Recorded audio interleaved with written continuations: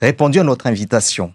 Alors, l'opération Wombushu, débutée il y a plus de 3 semaines, a connu quelques embûches suite à des décisions judiciaires et la position diplomatique de l'Union des Comores. Les choses semblent évoluer, les reconduites à la frontière et les démolitions de bidonvilles vont reprendre. Qu'est-ce que vous pensez d'abord, vous, de cette situation ? Moi, je crois que c'est une très bonne chose. Pourquoi ? Parce que la population est tellement stressée dans cette île. On est frappé dans notre chair parce qu'il y a des gens qui sont agressés. À cela, il faut ajouter les embouteillages parce qu'il y a par-ci, par-là des jeunes qui brûlent des poubelles et tout. Et on a ça tous les jours. Moi, je vois dans mon quartier, tous les jours, on a des jeunes qui se battent. Donc, il y en a trop. Il fallait que la population réagisse. Et la population a réagi. Il y a eu plusieurs manifestations pour montrer qu'il y en a marre, il faut qu'il y ait des solutions.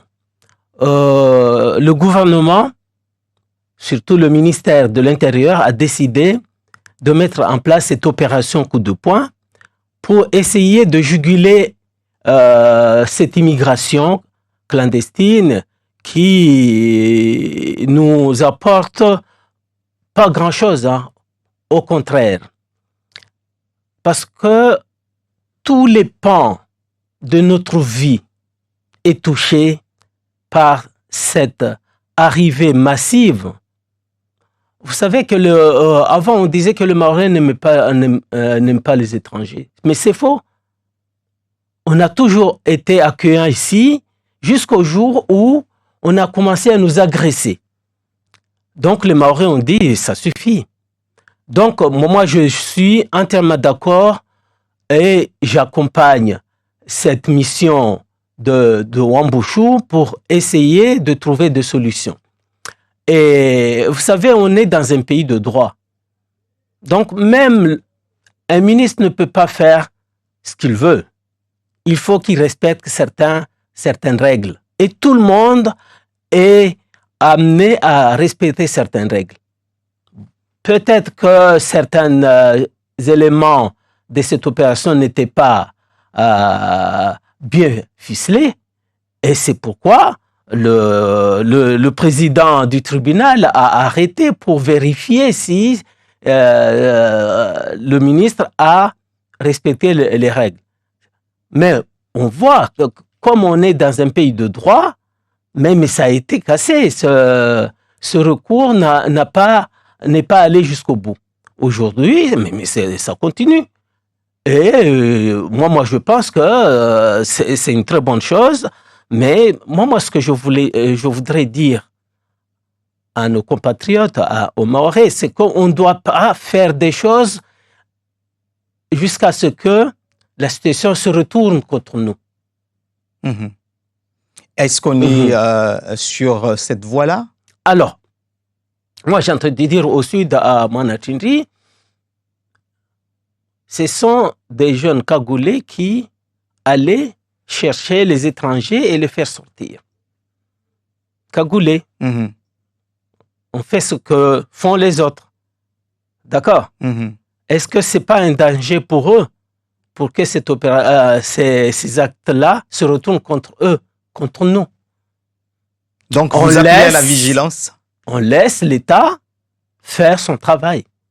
Alors, jusqu'ici, les 3 autres parlementaires, Estelle Youssoupha, Mansour Kamardine et Tani Mohamed, étaient très présents médiatiquement, étaient très offensifs pour défendre Wombushu. Vous êtes resté plutôt discret. Pourquoi? Moi, j'aime voir les choses d'abord. Je n'aime pas me lancer parce que des fois, quand on parle trop, ça peut être un frein dans certaines choses.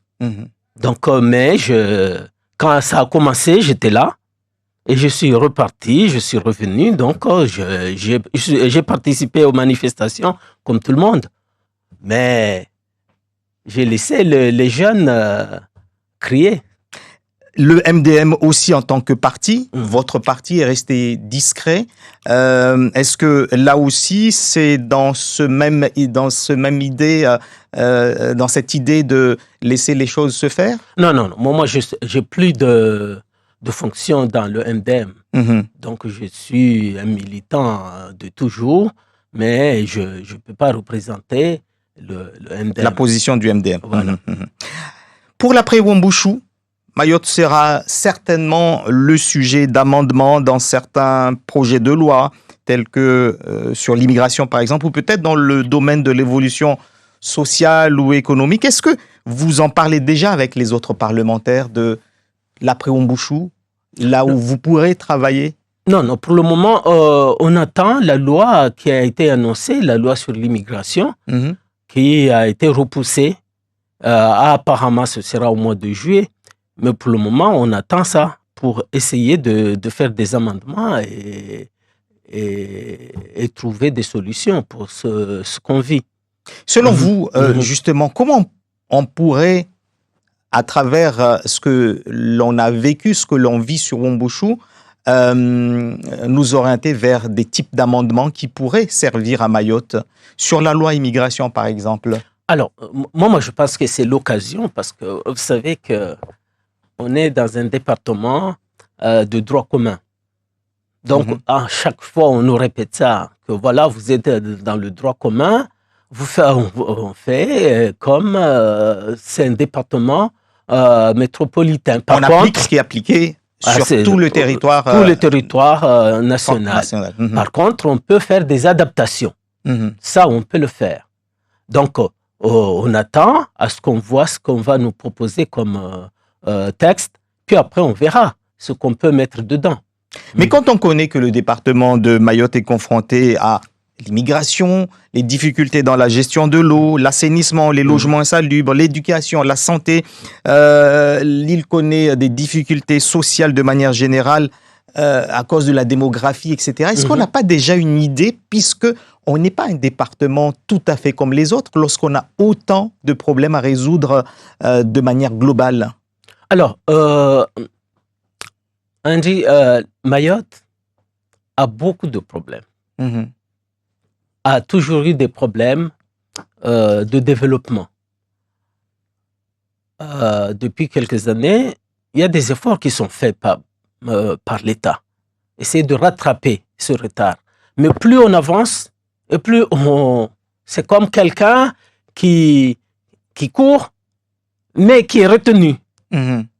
Pourquoi? Parce qu'il y a tellement de gens qui arrivent. Moi, je vis. Étant enseignant, j'ai vu arriver un nombre important d'élèves qui venaient de l'autre côté, qui continuent à venir d'ailleurs de l'autre côté. L'éducation est défaillante là-bas. Mais je dirais pas que c'est normal qu'ils viennent, mais c'est naturel. Quand on sait qu'à côté, il y a quelque chose, on peut s'en sortir, les gens viennent. Mais non, le problème qui se pose, c'est que nos voisins n'ont pas compris le danger. Parce qu'ils croient que, le danger, c'est à Mayotte. D'ailleurs, ils disent, de toute façon, c'est à Mayotte où il y a des problèmes.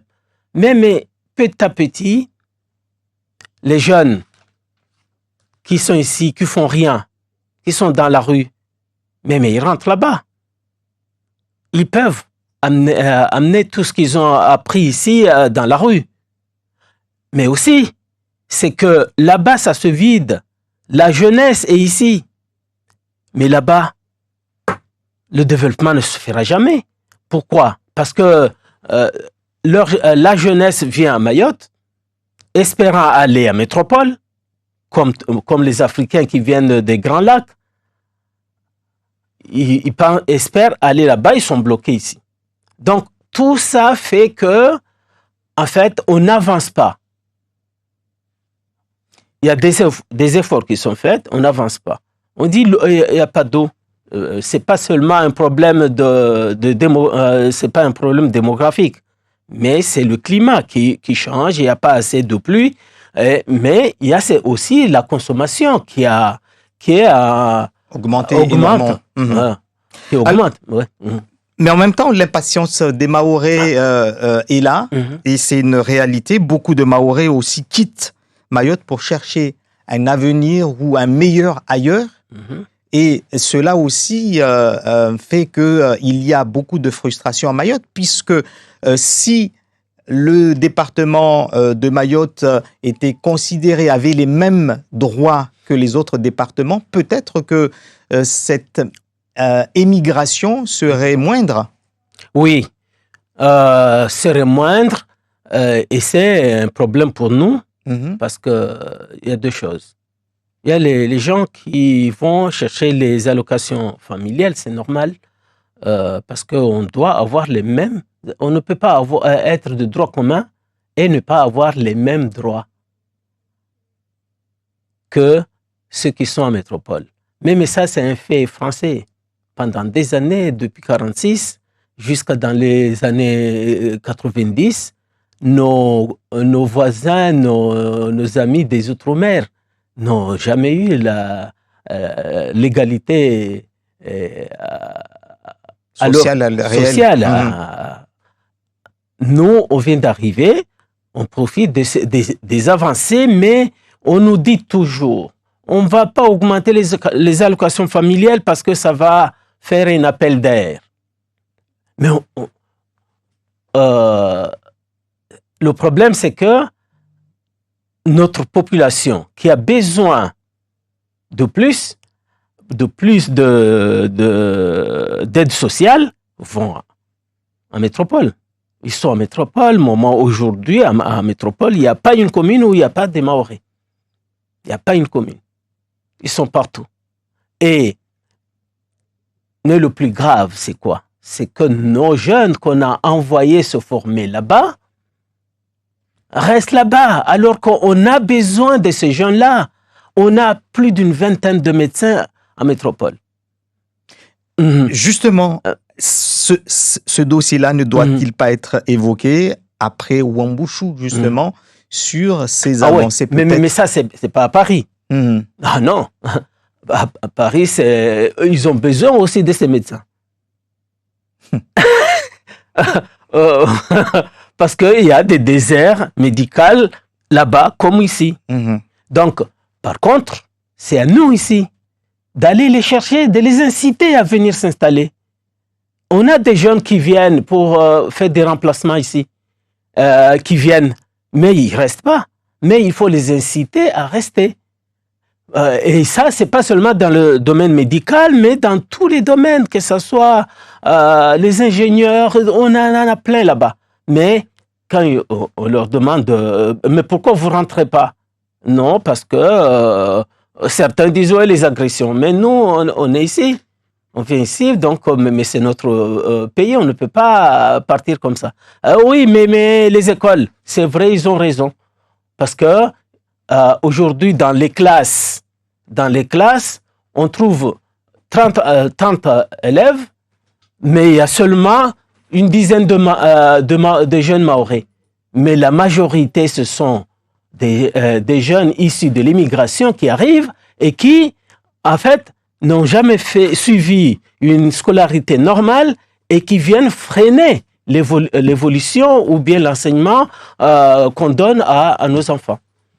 Pour l'après Wambushu également, côté diplomatique, est-ce que vous attendez des éclaircissements ou des améliorations peut-être sur les relations diplomatiques franco-comoriennes, ou est-ce que vous dites que la situation actuelle est correcte? Alors, moi aussi, on a discuté avec des collègues et tout, et même les collègues ici. J'ai posé, qu'est-ce qu'on va faire après? Il ne suffit pas de dire que voilà, on expulse.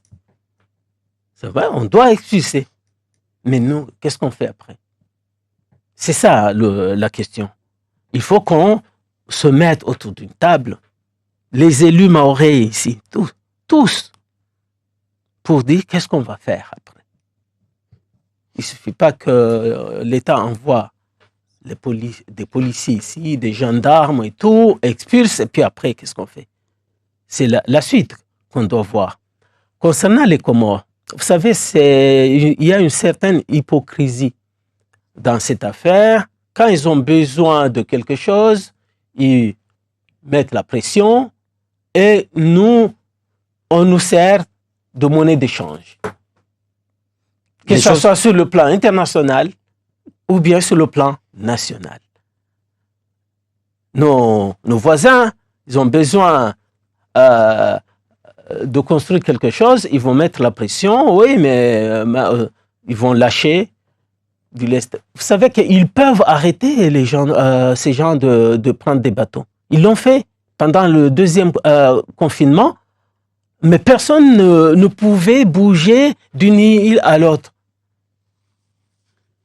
Donc, ils peuvent le faire. Ils peuvent le faire. Mais ils savent très bien que les gens qui viennent ici, ils trouvent toujours un peu quelque chose à faire.